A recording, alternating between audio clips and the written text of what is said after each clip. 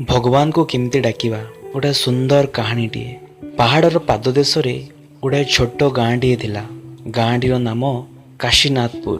गाँव में प्रायतः 90 भाग लोक चाष उपर निर्भरशील। गाँटी पहाड़र पाददेशर अवस्थित थिबारु पारिपार्श्विक परिवेश मध्य बहुत मनोरम।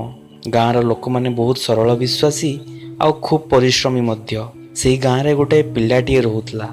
ना तार रामू। बयस तार 17-18 अधिक हेब नाही। रामू जेतिकी शांत सेतिकी सुधार मध्य। गाँव रे रामू को समस्ते भल पाती। जे जहा कहे रामू समस्तଙ୍କ कथा माने। ता पाखरे पर आपणार किछि न थाए। रामू सबुदिन सूर्य उदय पूर्वर उठी निजर नित्यकर्म सारी बण को गाई चराइया पई जाए। दिन सारा तार सेई बण रे बीते। आउ संध्या हेले गाई माननकु नेई घर को फेरे। एईटा रामूर सबुदिनर काम। रामू दिन सारा जेतेबेले बणरे थाए से बणरे थिबा पशुपक्षी गछ लता पहाड़ पर्वत को अवलोकन करे। पशुपक्षी मानकर किचिर मिचिर स्वर वन्य पशु मानकर लुचकाली खेल ताको बहुत भल लागे। जंगल रे थिबा बहुत जातीय कोली ता पेटर भोक मेंटाए। एमिति तार दिनटीए चालू थाए। रामूर आउ गोटाए भल गुण अछि जे से बहुत ईश्वर विश्वासी।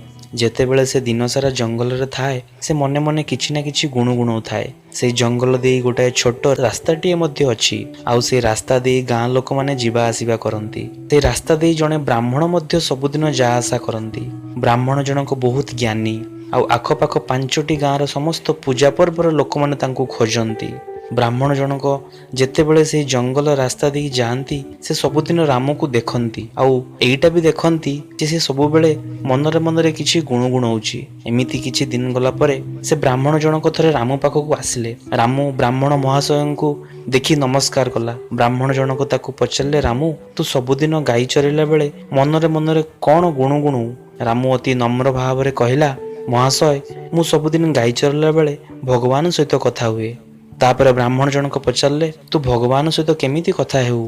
तापर रामू कहला, मु जेतेबेले जंगल रे कोली खाए तांकु दिए। मु मनरे जहा जहा कथा थाए सबु तांकु कहे। मु तांको सह जंगल रे बुले, तांको सह पहाड़ चढ़े, झरणार स्नान मध्य करे। एहा सुनी ब्राह्मण जनक आश्चर्य होई गले। आउ कहले, रामू एईटा तू जेउ करूछु एईटा भगवान को डाकिबार ठीक उपाय नुह। बरं मु तते गोटाए मंत्र शिखेई देउछि। तू सेई मंत्र जप करिबु जहा द्वारा तू भगवान को सह ठीक भाबरे कथा होई परिबु। आउ एहा कही से ब्राह्मण जनक रामू को गोटाए संस्कृत श्लोक शिखाइबा पई आरंभ कले। एमिति तो रामू बेसी पाठ पढ़ी न थाए आउ सेथिरे संस्कृत श्लोक, तेणु ताकू उच्चारण करिबा आउ मने रखिया पई बहुत कष्ट हेउथाए। जेनो तेनो प्रकारेण रामू से श्लोकटी को मने रखी उच्चारण करने को लगे। आउ तापरे ब्राह्मण सेठारु चली जाती। आउ एहा मध्यरे राति होई जाई थाए। रामू मध्य जंगलरू फेरी आसी थाए। आउ से ब्राह्मण मध्य निजर समस्त कर्म सारी रातिरे सोइबाकू जाती। हठात तांकू दिव्यवाणी हुए। दिव्यवाणी कहे, हे ब्राह्मण तमे आज मस्त बड़ भूलटीए करछ। से पिला रामू जे मो सहित सबुदिन कथा कहे, मो सहित खाए, मो सहित बुले खेले, ता भितर जो मो प्रति भल पाइबा सेटा सांग हिसाब रे हो, बापा हिसाब रे हो, ता कथार जो सरलता, ता भावर जो निरीहता, तार भल पाइबार जो आत्मीयता, ताकू तमे केईटा संस्कृत श्लोक मध्य आबद्ध करदेल। से कौन मो सहित आउ खेलिब ना जंगल रे थिबा कोली खाइबा आगरू आगे मते जाचिब? मो सहित पहाड़ चढ़िब ना मो सहित झरणा रे गाधेइब? हे ब्राह्मण तमे गोटे बापा पाखरु ता पुओ को छड़े नहींछ, गोटे सांग पाखरु आउ गोटे सांग को पृथक करिछ। एई दिव्यवाणी शुणी ब्राह्मण जनक स्तब्ध नीरव। तांकर एते वर्षर पूजा पाठ वेदशास्त्र रे एते ज्ञान रामूर सेही सरलता आउ आत्मीयता पाखरे हारी जीवा भलिया लागुछि। आखिरे आखिए लुह।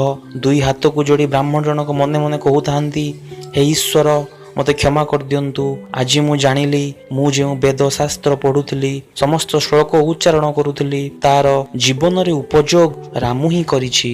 तेणु मते क्षमा करंतु। एही गल्पटिरु एईटा शिखिलु जे भगवान को डाकिया पई बहुत वेदशास्त्र ज्ञानर आवश्यकता नाही। संस्कृत श्लोक मध्य मन रखिबा आवश्यकता नाही। सबुदिन तांको फूल चंदन रे पूजा करिवार मध्य आवश्यकता नाही।